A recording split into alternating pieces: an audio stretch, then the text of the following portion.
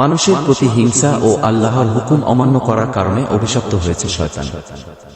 একসময় যে আল্লাহ তাআলার কাছে একজন ছিল, এখন সে মানুষকে আল্লাহর কাছ থেকে দূর সরানোর সব ফন্দি আনে। মানুষকে গুনাহ ও পাপে লিপ্ত করতে পারলেই সে নিজেকে সফল মনে করে।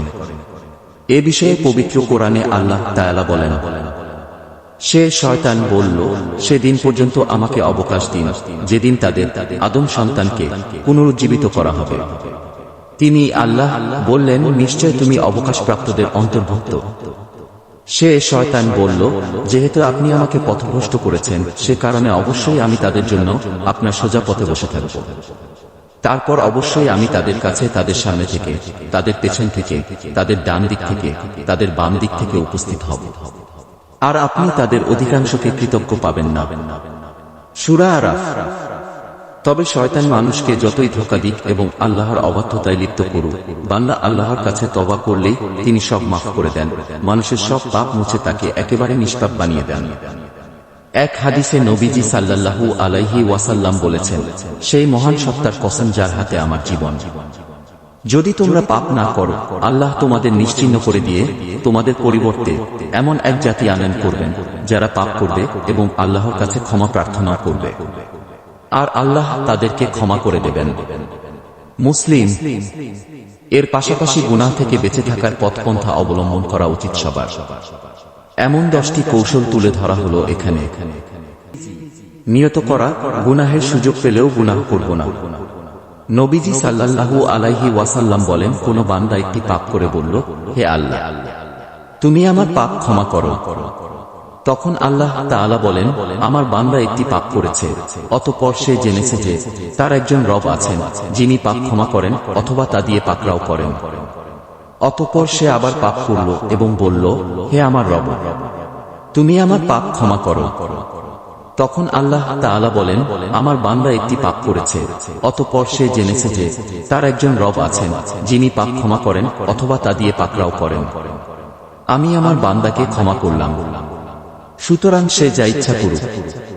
সহিহুল বুখারী, সহিহ মুসলিম।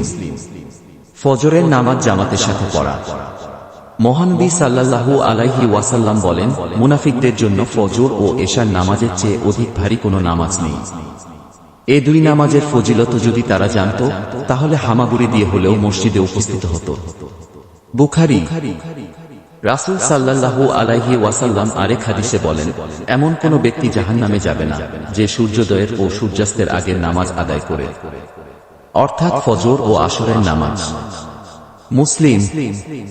গুনাহের পরিবেশ পরিবর্তন করা। মানুষের উপর পরিবেশের প্রভাব পড়ে।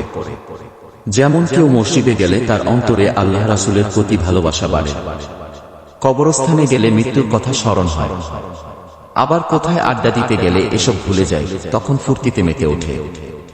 তাই কোনো জায়গায় গুনাহের পরিবেশ থাকলে সেই স্থান ত্যাগ করে ভালো পরিবেশে যাওয়া উচিত। সর্বদা জিকিরে কলবি, মনে মনে জিকির করা। পবিত্র কোরআনে ইরশাদ হয়েছে, তোমরা নিজ পালনকর্তাকে ডাকো বিনীতভাবে ও সংগোপনে। নিশ্চয়ই আল্লাহ সীমা অতিক্রমকারীদের পছন্দ করেন না। সূরা আরাফ। সর্বদা ওযু অবস্থায় থাকা। হযরত জাবির ইবনে আব্দুল্লাহ রাদিয়াল্লাহু আনহু থেকে বর্ণিত, রাসূল সাল্লাল্লাহু আলাইহি ওয়াসাল্লাম বলেছেন, বেহেশতের চাবি হচ্ছে নামাজ, আর নামাজের চাবি হলো ওযু। মুসনাদে আহমদ। প্রত্যেক কাজের শুরুতে বিসমিল্লাহ বলা। হাদিসে বলা হয়েছে, গুরুত্বপূর্ণ কাজের শুরুতে বিসমিল্লাহ পড়া না হলে তা অসম্পূর্ণ থেকে যায়। মুসনাদে আহমদ। অধিক পরিমাণে ইস্তেগফার করা। পবিত্র কোরআনে বর্ণিত হয়েছে, তোমরা তোমাদের রবের কাছে ক্ষমা প্রার্থনা করো, নিশ্চয়ই তিনি মহাক্ষমাশীল। সূরা নূহ। ঘর থেকে বের হওয়ার সময় দোয়া পড়া। উচ্চারণ, বিসমিল্লাহি তাওয়াক্কালতু আলাল্লাহ, লা হাওলা ওয়ালা কুওয়াতা ইল্লা বিল্লাহ। অর্থ, আল্লাহর নামে, আল্লাহ তাআলার উপরই নির্ভর করলাম, আল্লাহ তাআলার সাহায্য ছাড়া বিরত থাকা ও মঙ্গল লাভ করার শক্তি কারণেই। আনাস ইবনে মালিক রাদিয়াল্লাহু আনহু থেকে বর্ণিত আছে, তিনি বলেন, আল্লাহর রাসূল সাল্লাল্লাহু আলাইহি ওয়াসাল্লাম বলেছেন, যদি কেউ ঘর থেকে বের হওয়ার সময় বলে, বিসমিল্লাহি তাওয়াক্কালতু আলাল্লাহ, লা হাওলা ওয়ালা কুওয়াতা ইল্লা বিল্লাহ, তবে তাকে বলা হয়, আল্লাহ তাআলাই তোমার জন্য যথেষ্ট, তুমি হেফাজত অবলম্বন করেছো অনিষ্ট থেকে। তাতে শয়তান তার থেকে দূরে সরে যায়। তিরমিজি। জবানের হেফাজত করা। হযরত উকবা ইবনে আমের রাদিয়াল্লাহু আনহু থেকে বর্ণিত, তিনি বলেন, আমি একবার রাসূলে কারীম সাল্লাল্লাহু আলাইহি ওয়াসাল্লামকে প্রশ্ন করলাম, হে আল্লাহর রাসূল, আল্লাহর আযাব ও গজব থেকে নাজাতের উপায় কি? রাসূলুল্লাহ সাল্লাল্লাহু আলাইহি ওয়াসাল্লাম বলেন, তুমি তোমার জবান হেফাজত করো, গুনাহর জন্য আল্লাহর দরবারে কান্নাকাটি করো এবং প্রয়োজন ছাড়া ঘর থেকে বের হয় না। তিরমিজি। প্রত্যেক নামাজের পরে নিম্নোক্ত আয়াতের 2 থেকে 5 মিনিট মুরাকাবা, ধ্যান, গভীর চিন্তা করা।